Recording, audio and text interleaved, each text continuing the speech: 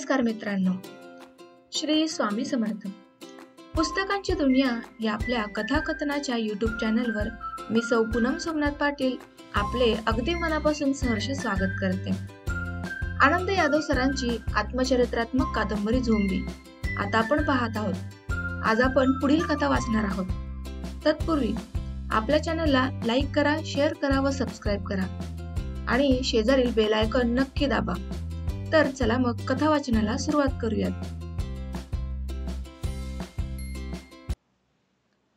हिरा पुन्हा नांदायला गेली आणि 8-9 वर्षांच्या सुंदराच्या हातात ढोरांकडली काठी आली. वर्षभराची झालेली आणसा आता 6-7 वर्षांच्या लक्ष्मीच्या काखेत बसू लागली होती. 4-5 वर्षांच्या आप्पा त्याचा तो दारातल्या दारात खेळू लागला. गल्लीच्या वारगीच्या पोरांबरोबर वाटेवरची मातळी उधळू लागला. 13-14 वर्षांचा शिवा थोडा कणखर झाला होता. त्यानं माती खायची सोडली होती. पाण्याची दारं तो सराईतपणे मोडू लागला होता. मळ्यात असलो की मी मोठेवर नि शिवा पाण्याकडं अशी भावाभावांची जोडी मळ्याला सांभाळू लागली होती. शिवामुळं दादाला फार उसंत मिळू लागली. तो वरची कामं करू लागला होता.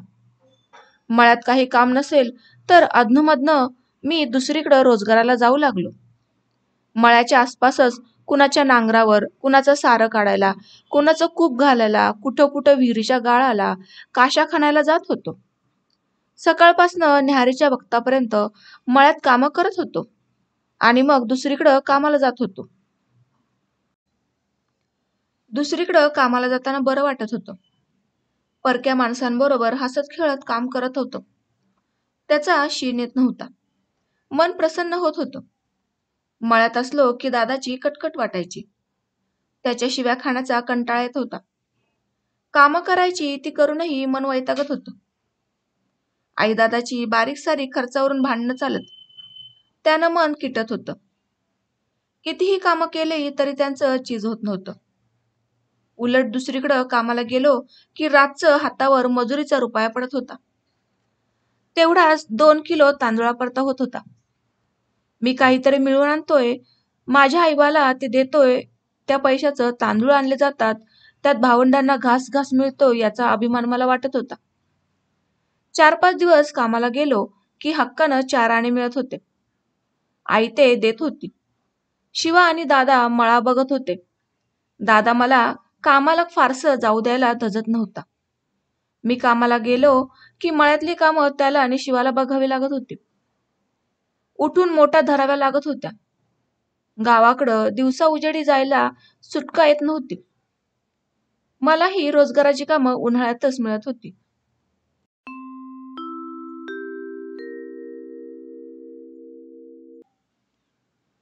उन्हाळा संपला. पावसाळा सुरू व्हायच्या टिपणीला शाळा सुरू झाली. मला शाळेचे वेध लागू लागले.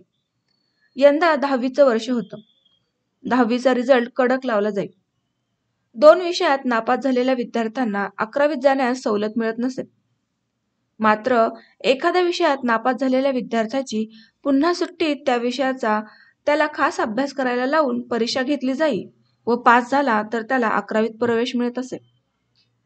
11वीचा बोर्डाचा रिझल्ट हा चांगला लागला पाहिजे, नाहीतर ग्रँटवर परिणाम होतो. शाळेचा बदलौकिक होतो. शाळेला नाव मिळत नाही असं संस्थाचालकांना वाटे. त्यामुळं 10वीत ना 11वीत SSCला विद्यार्थी घेतानाच ते निवडक येतील याची दक्षता घेतली जाईल. मी 9वीची परीक्षा पास झालो होतो. हे कळल्याबरोबरच 10वीचं मराठीचं पुस्तक घेऊन वाचून ठेवलं होतं. गणित, भूमिती आणि शास्त्र हे विषय पुस्तकातनं समजून घेऊन सोडवण्याचा प्रयत्न करत होतो. पण कुवतीच्या बाहेर जात होतं. डोकेफोड केली तरी फारसे समजत नव्हतं. विशेषतः बीजगणित आणि शास्त्रातील समीकरणं काही कळेनाशी झाली होती. घरी बसून फारसा अभ्यास करता येईल असं वाटेना. 8वी-9वीत आलेला आत्मविश्वास गमावल्यासारखं वाटू लागलं. आरंभापासून शाळेला जाण्याची गरज वाटू लागली. निदान या 3 विषयांची तरी पुस्तकं आपल्याजवळ कायमची पाहिजेत असं वाटू लागलं. पावसानं लवकर सुरुवात केली होती. त्यामुळं मृगातच पेरण्या आटोपल्या. आमच्या पेरण्या तर लवकरच आटोपलेल्याच. पण त्या आटपून मी दुसरीकडं पेरणीला रोजगारानं जाऊ लागलो. दिस बुडताना मळ्याकडे न जाता रोजगारवारानं परस्पर गावात येऊ लागलो. गावात बराच वेळ इकडे तिकडे करायला, गप्पा मारत बसायला मिळू लागलं. गल्लीत एक नवे प्राथमिक मास्तर आले होते. पाटील हे त्यांचं नाव. पोरेले अविवाहित होते. खोली करून राहत होते. स्वतः स्टोव्हवर स्वयंपाक करायचे. रात्री आम्हा पोरांचं टोळकं तिथं गप्पा मारायला जमायचं. पावसाळ्याच्या दिवसात तर खोलीचं दार बंद करून उभीला गप्पा मारायला आनंद वाटायचा. मास्तरांना कळलं की मी नकला करतो, गाणी पोवाडे म्हणतो, सिनेमाचे संवाद अभिनय म्हणून दाखवतो. मला ते अधनंमधनं यांपैकी काहीतरी करायला लावत. त्यात नवा कल्पनांची भर घालून ती नक्कल पुन्हा करायला लावत. स्वतःही करून दाखवत. एके दिवशी मी जवळजवळ तासभर नकला मागून नकला करत होतो. बरीच गल्लीतली पोरं जमली होती. दुसऱ्या दिवशी तासभर सिनेमाचे संवाद गाण्यांसह म्हणून दाखवले. तिसऱ्या दिवशी दिवाकरांच्या 2 नाट्यछटा करून दाखवल्या. हा सगळा कार्यक्रम माझा तोंडपाठ होता. आदल्या वर्षी प्राथमिक शाळेच्या वाढदिवसानिमित्त खास कार्यक्रम होता. त्यात मला हा कार्यक्रम करायला मास्तरांनी खास बोलावलं होतं. हा वाढदिवस महत्वाचा असल्यानं तो सिनेमाचं थिएटर भाड्याने घेऊन कागलातील सन्मान्य नागरिकांना खास निमंत्रण देऊन आयोजित केला होता. माझ्या कार्यक्रमानं गावची करमणूक झाली. त्याचा परिणाम असा झाला की हायस्कूलच्या वार्षिक स्नेहसंमेलनातही खास माझा तासभराचा कार्यक्रम ठेवला. 9वीला असताना मी अक्कलकोट मास्तरांसमोर त्या गॅदरिंगमध्ये अनेक हुन्नरी नकला करून दाखवल्या होत्या. नकला म्हटलं की मला स्फुरण चढत होतं. त्याच वर्षी एक नकलाकार हायस्कूलमध्ये येऊन नकला करून गेला होता. मुलं आणि शिक्षक यांनी मिळून त्याला भरपूर पैसे गोळा करून दिले होते. त्याच्याही काही महत्वाच्या नकला मी उचलल्या आणि पाटील मास्तरांना त्याच्या खोलीत करून दाखवल्या. ह्यातनं माझा मनात एक विचार साचत गेला.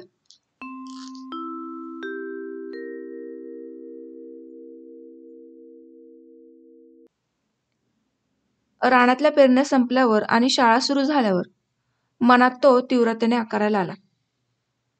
कोल्हापूर निपाणी इथल्या आणि कागल तालुक्यातल्या प्राथमिक शाळांतनं नकला व नाट्यछटांचे कार्यक्रम करावेत आणि वह्या, पुस्तकं, फी यांच्यासाठी पैसे मिळवावेत असं वाटू लागलं. आपण एक होतकरू, हुशार, कष्टाळू विद्यार्थी म्हणून शिक्षकांच्या विश्वात मुलांमध्ये वावरतोय. त्यांच्या मनात आपल्याबद्दल जिव्हाळा आहे. आसपासच्या खेड्यापाड्यांवरनं कुठं कुठं 3री-4थी पोतर तर शाळा आहेतच. या शाळांचं मास्तर तालुक्यांचं गाव म्हणून कागलात वरचेवर शाळेत येतात. त्यांच्या ओळखी आपल्या शाळेतल्या मास्तरांशी आहेतच. आपण नाईक मास्तर, सनगर मास्तर ह्यांच्याकडे जाऊन त्यांची शिफारस पत्र घेऊया आणि गाण्या नकलांचे कार्यक्रम आसपासच्या खेड्यांवरच्या शाळांतनं करूया. त्यातनं आपल्याला 4 पैसे मिळतील. ते वह्या पुस्तकासनी आणि फी खर्चाला होईल. रोजगाराचा सगळा पैसा आईदादाला द्यावा लागतोय. आणि आता पावसाळ्यात रोजगार बी कुठे मिळणार नाही. बाकीची बी कामं घरात आहेत. 4 पैसे मिळालं तर मिळालं. हा विचार मी नाईक मास्तर आणि सनगर मास्तर यांना बोलून दाखवला. त्यांनी आपली शिफारस पत्र दिली. माझ्याच प्राथमिक शाळेत माझा पहिला कार्यक्रम मुलांकडून 1-1 पैसा घेऊन घडवून आणला. शुभारंभ करून दिला. दुसरा कार्यक्रम मुलींच्या प्राथमिक शाळेत केला. 2-3 मैलांवर असलेल्या 2 गावातून कार्यक्रम केले. थोडे थोडे पैसे मिळू लागले. चोरी करून शिक्षणाला पैसे मिळवण्यापेक्षा हा मार्ग बरा असं वाटू लागलं. उत्साहानं मी खेडीपाडी पायांखाली घालू लागलो. या कार्यक्रमातून मिळालेल्या पैशांनी एक छत्री आणि एक चांगल्यापैकी रंगीत पट्ट्यांची कापडी पिशवी विकत घेतली. कागलच्या आसपासच्या खेड्यातनं जिथं शाळा असतील तिथं 5-7 कार्यक्रम केले. निपाणीच्या हायस्कूलमध्येही एक कार्यक्रम झाला. खेड्यापाड्यातल्या शाळांतनं चांगले अनुभव येत गेले. मधल्या सुट्टीच्या अगोदर जाऊन मुख्याध्यापकांना माझी सगळी परिस्थिती सांगत होतो. मधली सुट्टी व्हायच्या अगोदर सगळ्या वर्गातनं मी तयार केलेली खुमासदार नोटीस फिरवायची विनंती करत होतो व मधल्या सुट्टीत मुलांनी घरी जाऊन एक एक पैसा तिकिटासाठी आणावा म्हणून विनंती करत होतो. एकूण रक्कम काही फार जमत नसे, पण रोजगारापेक्षा निश्चितच ती जास्त होती. 2.5 रुपयांपासून 7 रुपयांपर्यंत रकमा जमत गेल्या. प्रोत्साहन मिळत होतं. त्या शाळेतील शिक्षक मंडळी पाठीवर थाप मारून "शिक, शाळा सोडू नको" म्हणून प्रेमानं सांगत होते. गरीब पण ध्येयवादी मुलगा म्हणून माझी मुलांना ओळख करून देत होती. अंगावर मूठभर मांस चढत होतं. खेड्यापाड्यातले शिक्षक सरळ, माझ्या खरेपणाविषयी शंका न घेणारे, मदतीचा हात पुढं करण्यासाठी विचार करणारे, माझी परिस्थिती समजून घेणारे वाटले. मात्र याच्या नेमका उलट अनुभव कोल्हापूर शहरात आला.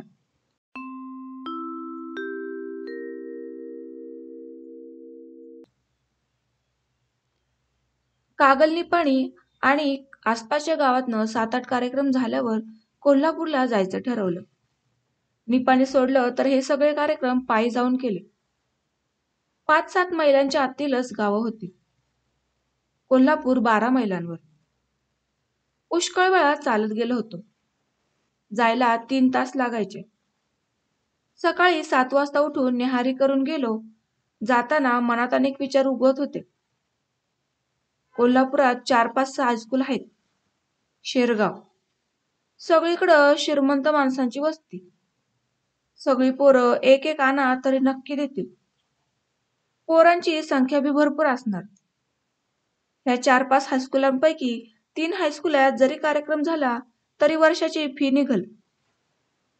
थोडं पैसे उरलं तर पुस्तकं बी सगळी घेता येतील.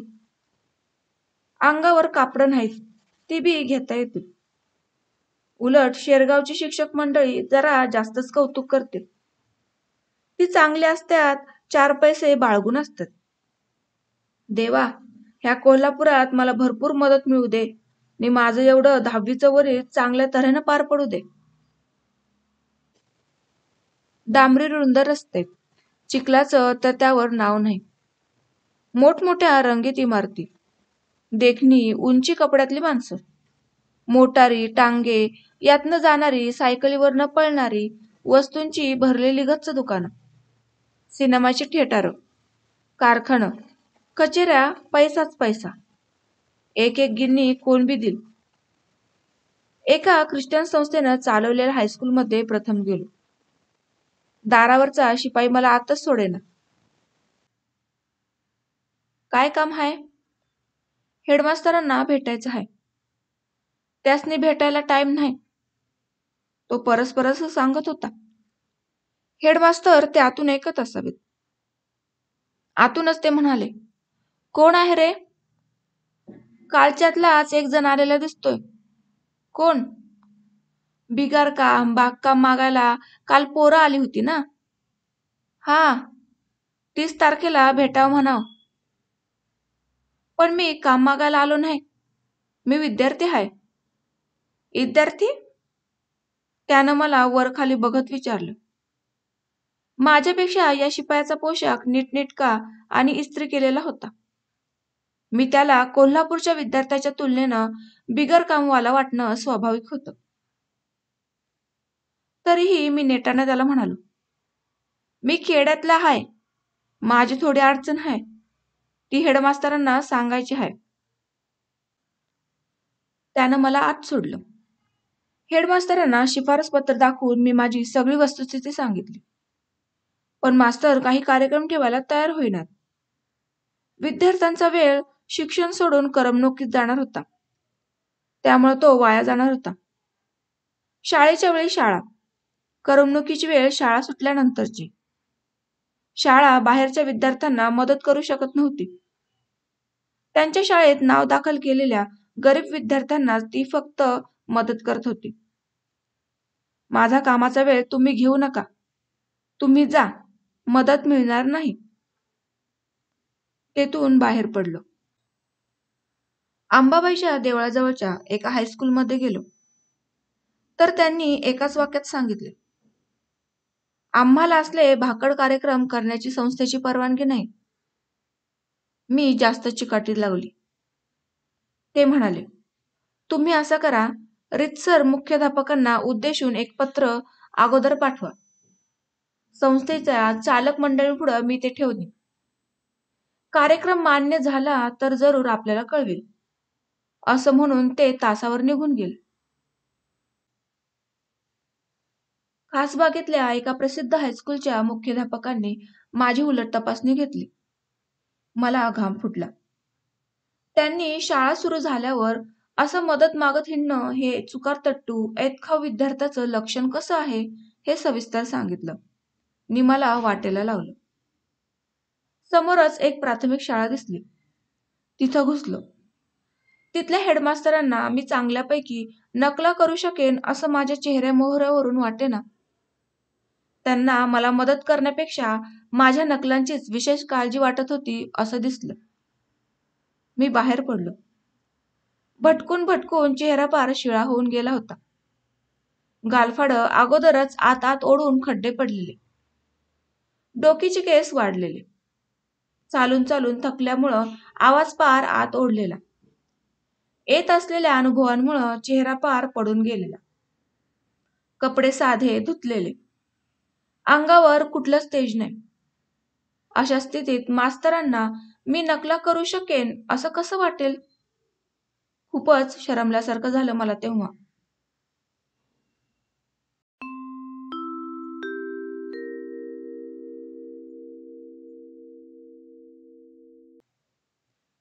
एका हॉटेलात शिरलो.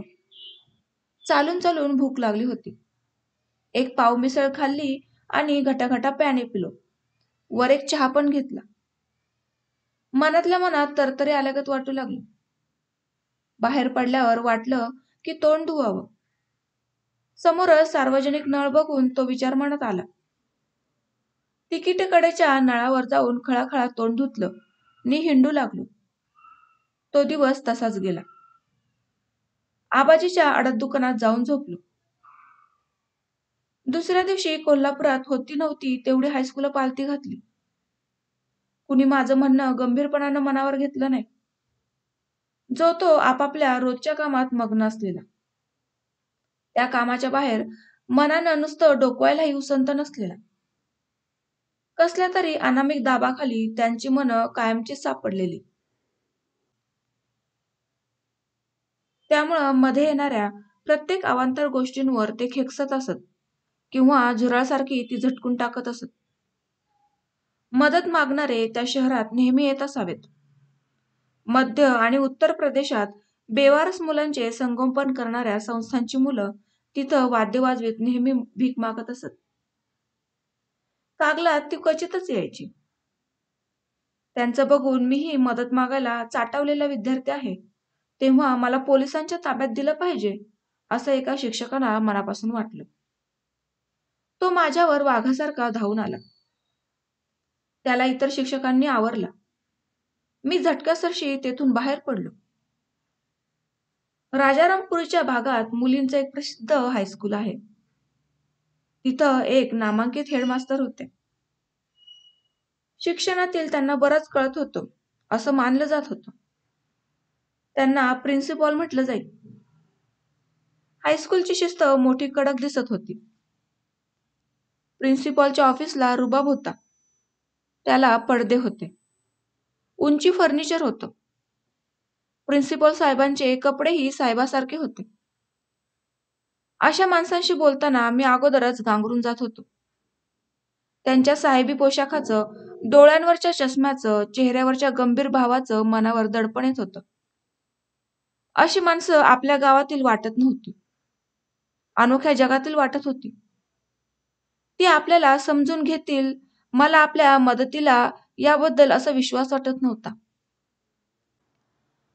भीत भीत मी त्यांना नमस्कार केला. मी शिफारसपत्र समोर ठेवून सगळी परिस्थिती सांगितली. हायस्कूलच्या शिक्षणासाठी आर्थिक मदतीची काय गरज आहे?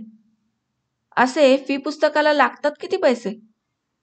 तुझ्या आईवडिलांना तेवढाही खर्च करणं शक्य होत नाही? नाही सर, मला खरं वाटत नाही. तू खोटं बोलतोयस. नाही सर, माझ्या आईवडिलांचा माझ्या शिक्षणाला विरोध आहे. हे त्याहूनही खोटं वाटतं. आपल्या मुलाच्या शिक्षणाला आईवडील विरोध करतात, हे कसं काय शक्य आहे?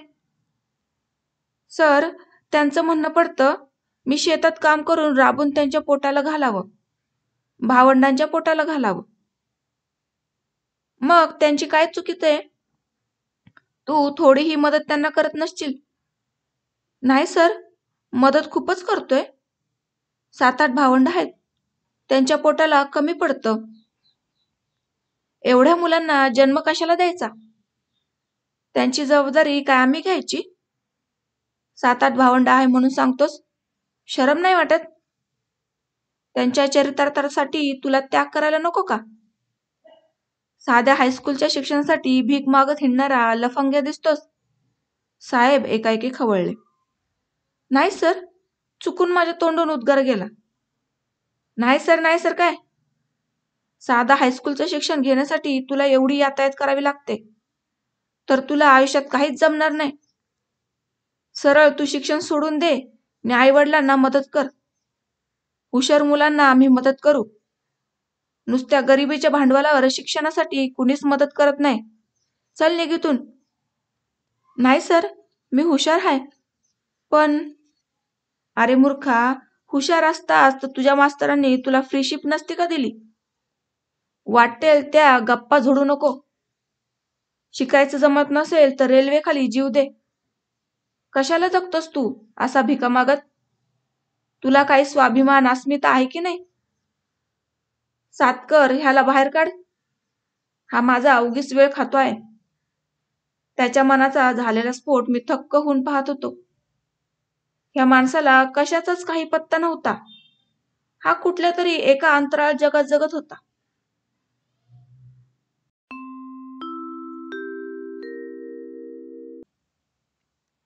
मी हातापायतील शक्ती गळाल्यासारखा होऊन बसलो. माणसांनी गच्च भरलेल्या या शहरात माझी किंमत काय आहे ते कळलं. दुसऱ्या कुठल्याही हायस्कुलात किंवा शाळेत जायला भीती वाटू लागली.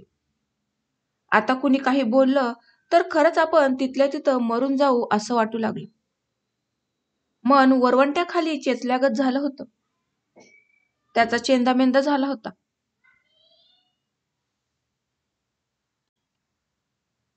काही सुचेना झालं. तरी उगेच भटकत होतो. कुठंही उभा राहत होतो, कुठंही जात होतो. वेड लागलेल्या माणसागत काहीही बघत निर्हेतुकपणे थांबत होतो. वि. स. खांडेकरांच्या आणि नासे फडक्यांच्या कादंबऱ्या वाचून सुशिक्षित माणसांविषयी एक चुकीचा चांगला समज मी करून घेतला होता. शहरातली शिकली सवरलेली माणसं मला समजून घेतील, माझ्या ध्येयवादाचं चिकाटीचं कौतुक करतील नि मला फार नाही थोडी मदत करतील असं वाटत होतं. ती माझी कल्पना आतूनच स्फोट होऊन उद्ध्वस्त झाली. मी मला नवाज दिसू लागलो. गरीब, दुबळा, लाचार, ऐतखाऊ, उकिरड्यावर टाकणाऱ्या लायकीचा, रेल्वेखाली जीव द्यायच्या योग्य असा. पाय कुठेतरी चालत होते. आईसाहेब महाराजांचा पुतळा एकदम दिसला. त्या पुतळ्याच्या नजरेत वात्सल्य दिसलं. वाटलं हा पुतळा जिवंत झाला तर? आईसाब म्हणून त्या पुतळ्याच्या कुशीत शिरून रडलो असतो. खुळ्यासारखा त्या पुतळ्याकडे खूप वेळ बघत उभा राहिलो. जवळपास 3-4 सिनेमाची थिएटर होती. हळूहळू तिकडं सरकलो. त्यांची रंगीत पोस्टर, आतले प्रासंगिक फोटो बघत रमलो. दुपारच्या सिनेमाला जाऊन बसलो. सिनेमा बघता बघता पुन्हा एकदा अनोख्या जगात गेलो. 2-2.5 तास अंधारात बरं वाटलं. अंधारातनं उजेडात आलो त्यावेळी मन थोडं थाऱ्यावर आल्यासारखं वाटलं. तसाच मोटारीच्या अड्ड्यात गेलो आणि कागलला जाणारी गाडी पकडली. कोल्हापुरातनं कागलात जाईपर्यंत मनात एक विचार पक्का झाला. नकला नाट्यछटा करून भीक मागायची नाही. आपण वेडीवाकडी सोंग करून नकलांच्या जीवांवर लोकांसमोर भिकचाच हात पसरतोय. शाळेला खाडा झाला तरी चालेल, पर कामधाम करायची आणि पैसे मिळवायचे. फी पुस्तकं घ्यायची. आई दादाला स्पष्ट सांगून टाकायचं की माझ्या रोजगाराचा सगळाच पैसा तुम्हासनी देणार नाही. माझ्या फी पुस्तकासनी थोडा लागल, तो मला पाहिजे. थोडं तुम्ही घ्या, थोडं माझ्या शिक्षणाला द्या. आणि त्यांनी नाहीच दिला तर मग मरायचंच, कुठंतरी जीव द्यायचा. जलमभर नुसतं काबड कष्ट करून ढोरागत जगण्यापेक्षा मेलेलं बरं. या जळणाऱ्या जीवाला कायमची शांतता तरी मिळेल. आता नकला गाणी बंद म्हणजे बंद. 2 दिवसात 2.5 रुपये जमले होते. त्यांची परत येईपर्यंत वाट लागली होती. एका शाळेच्या हेडमास्तरांनी माझी कटकट वाचवण्यासाठी आपल्याच खिशातून 8 आणे दिले होते. दुसऱ्या एका नाईट हायस्कूलच्या हेडमास्तरांनी एका कोऱ्या पावतीसह सही देऊन कुठल्या तरी फंडातून 2 रुपये दिले होते.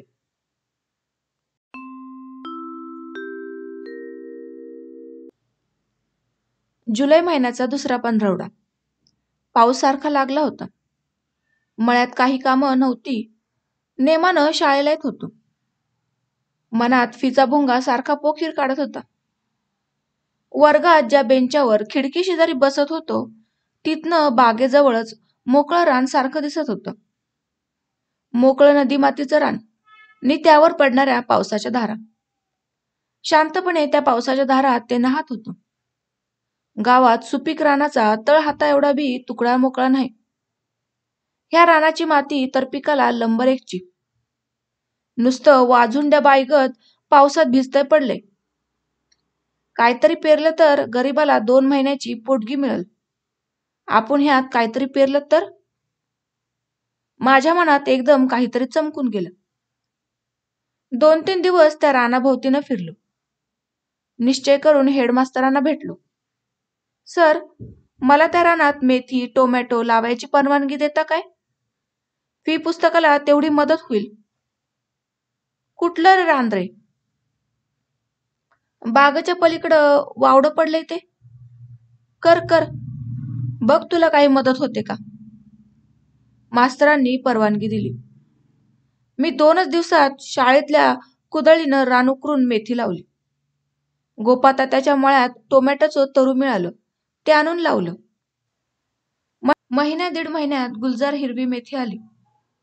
टोमॅटोची रोपं ठोसर झाली. शाळेचा वॉचमन अब्दुल होता. त्याला सामील करून घेतलं. अब्दुल, हेडमास्तरासनी विचारून मेथीनी टोमॅटो लावल्यात.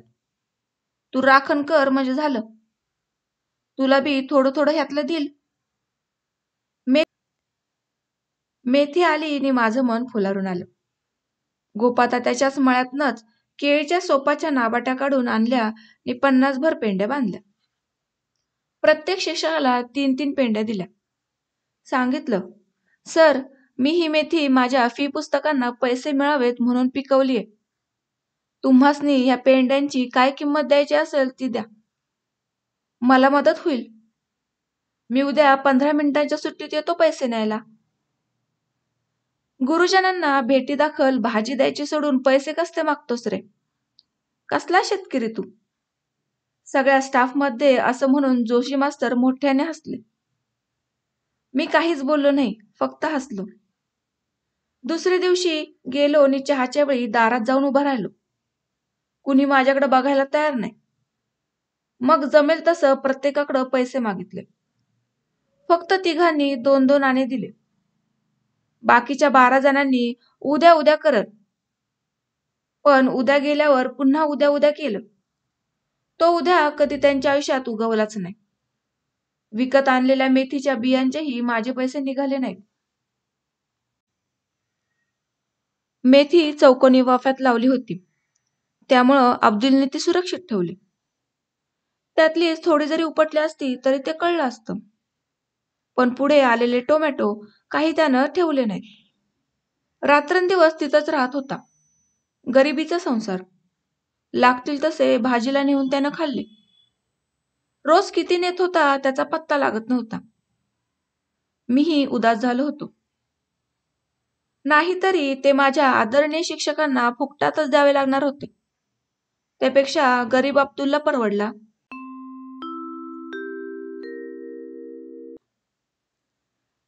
यावर्षी शाळेत 2 नवीन मास्तर आले होते, रणदिवे सर आणि कट्टी सर. रणदिवे हे जैन होते आणि कट्टी सर हे मागास जातीतील होते. दत्ता कट्टी सर मराठी विषय मन लावून शिकवायचे, मन चेतवून टाकायचे. गृहपाठासाठी दिलेल्या निबंधावरून त्यांचा माझा परिचय झाला आणि तो वाढत गेला. त्यांनी त्या काळात केलेल्या माझ्या कविता वाचल्या, कौतुक केलं. छान लिहितोस, लिहित राहा, काही झालं तरी शिक्षण सोडू नकोस, असं म्हणाले. मला त्यांचा फार मोठा मानसिक आधार वाटला. मला समजून घेणारं त्या शाळेत कोणी आहे याचं समाधान वाटलं. रणदिवे सर स्वतः मराठी शिकवत नसले तरी स्वतः गीत लिहित होते आणि स्वतःच म्हणत होते. त्यांच्याशीही मैत्री जमली. त्यांनीही खूप धीर दिला. दुसऱ्या सहामाहीत 4-5 वह्या वापरायला दिल्या. या दोन्ही शिक्षकांना मी कळवळून सांगितलं की माझ्या फीचं तेवढं बघा, पण त्यांना जमलं नाही. कडवटपणे ते म्हणाले, तू जोशी देशपांडे असतास तर नक्की मिळाले असते. निदान त्याचा पुतण्या भाचा तरी पाहिजे होतास. मी गप्प बसलो. तर चला मित्रांनो, आजच्या कथेचे अभिप्राय मला कमेंटद्वारे नक्की सांगा. आजच्या कथेचा उर्वरित भाग आपण पुढील व्हिडिओमध्ये नक्की पाहूयात. आज मी तुमचा इथेच निरोप घेते. धन्यवाद.